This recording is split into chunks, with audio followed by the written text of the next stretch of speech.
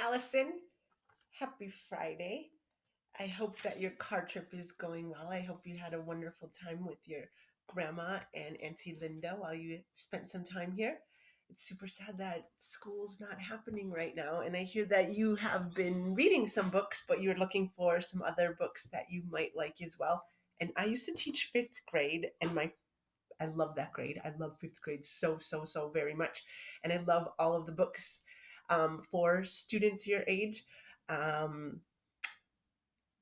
my favorite thing in the whole wide world to do is read. I love reading. And my second favorite thing to do in the whole wide world is to talk about books and book talk good books to other readers. So I hope you like some of the suggestions. Auntie Linda told me that you really like Wonder by R.J. Palacio, and I love that book too. I'm curious if you've seen the movie.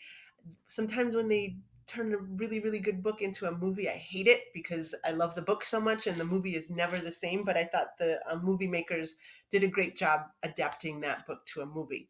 So the first book that I want to book talk for you is this one right here, The Miraculous Journey of Edward Tulane. This is written by Kate DiCamillo. She's my absolute 100% favorite author for readers your age. My nieces and I have been reading lots of books by her. So right now we're reading The Miraculous Journey of Edward Tulane. This one is about this little rabbit named Edward Tulane. He's made of china, which is like a glass, like fancy plates that you might use at a fancy dinner. They're your good china. That's what he's made out of. So he's breakable. And he has all these fancy clothes and he's really expensive. And he is also very vain and very stuck up. All he thinks about ever is himself. And the girl that loves him so very much, her name is Abilene, she, loves him and she takes care of him and she spills her guts to him all the time, telling him about her thoughts and her fears and her dreams. And he's just kind of like, yeah. He doesn't ever listen to her. And then there's something terrible that happens. I'm not going to tell you what, but the whole family goes on a trip to London and they're going to sail on this big kind of cruise ship. And on that ship, something tragic happens to Edward Tulane that changes his life forever. So I like this story. I always tell the students the story is shaped like this. It starts out and Edward is living the high life. He has a wonderful life. And then something really terrible happens. And then something really wonderful happens. And then something really terrible happens. So his life is shaped like a roller coaster. It has all of these ups and downs. And by the end of the story, Edward learns lots of wonderful lessons. I've read this book, I'm not even exaggerating, probably about 25 times. And every single time I read it to my students in fifth grade, because I always did it as a read aloud, every single time I would be getting towards the end and I would tell myself, I'm not going to cry this time. I know what happens. I read this story a million times. I'm not going to cry. And then I would get to the last page and I would start to cry and I would have to give the book over to one of my students to finish reading the last paragraph or so because I get all choked up. And it's not a sad cry. It's a happy cry.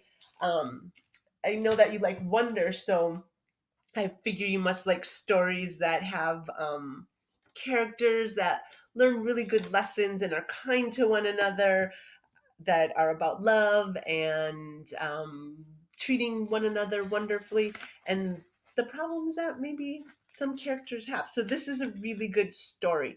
Right along with that, Kate DiCamillo's Because of Winn-Dixie. My nieces and I read this a few weeks ago together. This is one of my all-time favorites too. And just like Wonder, there's a movie that goes with it, and the movie is really well done.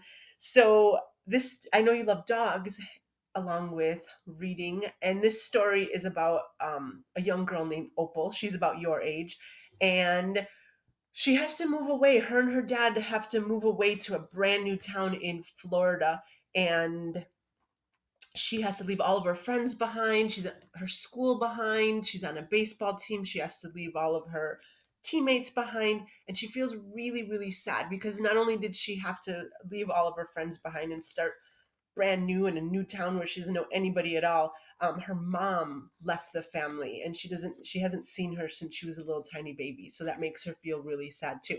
Well, anyway, she's in this new town in Florida and her dad sends her to the grocery store with this list of things he needs her to buy. And while she's in the produce section, all of a sudden there's a dog there. Then the dog is making a big mess and tearing up the place, and the manager and all the other employees are chasing after this dog. Well, she ends up adopting the dog, and because of Winn-Dixie, this dog that she adopts, that's where the title comes from, she learns to open herself up to new friendships with people that she might not have chosen as friends in the first place. So this is about her adventures. And again, it's a really heartwarming tale. And they all learn some lessons in that book too. The next book, The Tiger Rising, is a little bit darker. So this one is about a boy named Rob, and it also takes place in Florida. Katie Camillo, she grew up in Florida, so most of her books take place in Florida. And Rob, his mom has passed away, and he lives alone with his dad. And both he and his dad are having trouble dealing with this terrible situation, but his dad never, ever, ever wants to talk about it. And Rob has all these feelings that he doesn't know what to do with. So he kind of bottles them up inside and pushes them all down and never lets them out. So it causes this problem. And he has this really gross, disgusting rash that's on his legs. And I think it's because it never says in the book, but I'm pretty sure it's because he doesn't ever share his emotions and he has so much turmoil going on inside of him. Well, anyway, Rob gets bullied at school. There's these two brothers, the Three Mongers, I think is their last name, and they're just terrible, miserable people, and they bully Rob really bad. And bully him so much, he never wants to go to school. He hates school. He pretty much hates life in general. And then one day, Sistine is a new girl that shows up on the bus, and she's different than anybody Rob has ever met before, and they become fast friends because she's an outsider as well, and the kids bully her too, so they become really good friends. And then they find in the woods behind, Rob lives in a motel. He doesn't even have a regular house. He lives in the motel, and they find this tiger in this cage in the motel, and then they go on this adventure to help this tiger. This is a really, really good book, and it's a really quick read. It's a really thin book. If you like animals, you'll like that one. The last one I want to book talk by Katie Camillo is this one right here, The Tale of Despero. This one was also adapted into the movie. Never, ever, ever watched the movie. I don't even know why they call it The Tale of Despero, because it's so different than the book. The book is really, really good. I love the book. I hated the movie. Never watched the movie. Oh, wait, back to Winn-Dixie for just a second. If you read Winn-Dixie, I promise that when you come back into town, back to Milwaukee to visit Grandma and Auntie Linda, that you and me and Stella and Ariana will have a Winn-Dixie party. I had a Winn-Dixie party for Stella and Ariana when we finished the book, and they loved it. And we watched the movie at our Winn-Dixie party. So if you read this one and come back to town, I promise we will have a Winn-Dixie party. Back to Tale of Despero. Tale of Despero is different than the stories that Katie Camillo usually writes. Usually, Katie Camillo writes realistic fiction about real people, well, I guess Tale of Miraculous Journey of Edward Tulane is about a fictional character, but so is the Tale of Despero. So it's about this mouse, Despero. He is born into a family that lives behind the walls of a castle. And when he's born, he's an outcast. He's an outsider. Right away, his family rejects him and thinks that he's just weird. He has these really big ears, and he doesn't like to do all the typical mousy things that all of his brothers and sisters, and he has tons of brothers and sisters.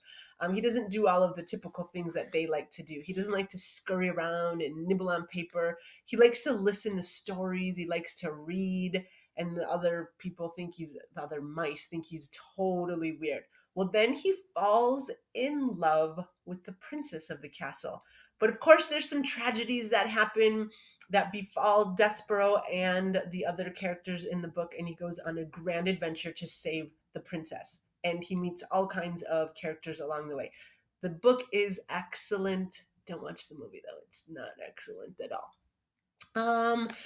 Moving on from Katie Camillo, I promise you'll love her as an author. She's one of my most favorites. I also love this author right here, Sharon Draper. And this story, if you like wonder, I think you'll like this story too, Out of My Mind. This one is a little bit longer than the other ones, but it's about a character named Melody. And Melody is born and she has lots of disabilities. She has cerebral palsy, so she can't walk or move. She's confined to a wheelchair. She can move a little bit, but not like you and I. She has lots of restrictions and spends her time in the wheelchair. But not only can she not walk, she can't talk. She can't communicate. It's very difficult for her to communicate with her mom, and she has a younger brother.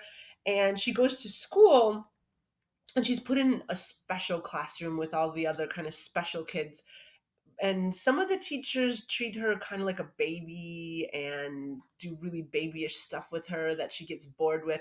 But there's one teacher that really sees some potential in her, and she begins to realize that there's a lot more to Melody than the other teachers have given her credit for.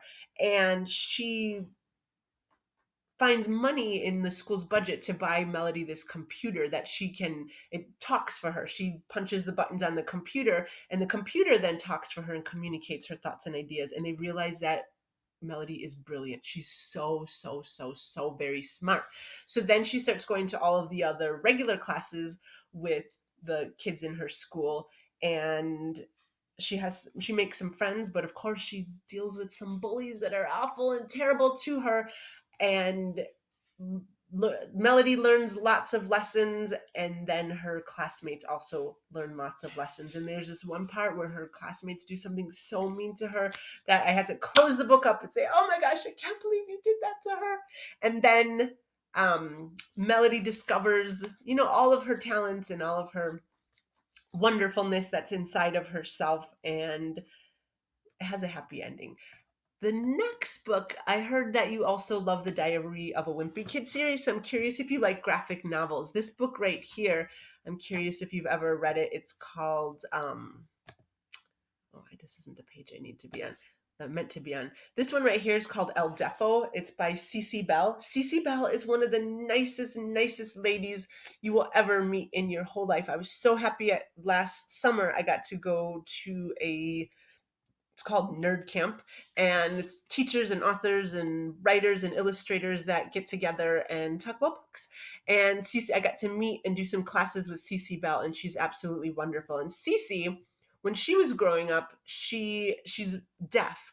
She can hear like a teeny tiny little bit, but she needed hearing aids when she was younger. And this book, El Defo, is kind of, well, it is a memoir, but it's in graphic novel form, and it's her story about growing up. And of course there were bullies that teased her about her hearing aids, and some friendships, and just how she always felt like an outsider and like she didn't really fit in with all the kids in class, and how she learned to overcome that. So this is her story, El Defo. It's a wonderful story told through the format of a graphic novel. And if you like graphic novels, I'm also curious if you've read any of Raina Telgemeier's books. Raina Telgemeier is like the queen of graphic novels. All of my fifth graders loved this series right here, this Smile, Sisters, and Gut series. So it starts off with Smile, and a lot of my fifth graders loved it so much they would read it all the time, like over and over. And even when they got to middle school, the first thing that they wanted to read is the Raina Telgemeier series. So these are really popular books. And I believe right now there's so many free books if your mom, and I know your grandma, has a Kindle account, because Amazon and Kindle, both those companies, know that students aren't in school right now, and we have to do something to keep your minds active and engaged, so you're not just playing video games and vegging out all day. So there's lots of books that are free right now on Kindle. And I believe El Defo, and I think some of these books are free on Kindle right now too. She also wrote these graphic novels right here, The Babysitter's Club. When your mom and I were younger, there was this novel series called The Babysitter's Club. And Raina took those stories that were wildly popular a long time ago, and she updated them a little bit and adapted them into graphic novels. So there's a whole series, the Babysitter Club series, that my students also love as well. So I'm going to stop there because that's a lot of books that I book talked already. I have like a million more. I'm not even kidding. And I'm happy to make you another video about some other books that you might love. But try some of these out and let me know which ones you like, which ones you tried. And remember, I promise that if you read Because of Winn-Dixie, I will have a Winn-Dixie party for you next time you come into town. I hope you have a wonderful Friday and a safe trip home. Tell your mom that I miss her. Give your sister a hug for me. and I will see you soon.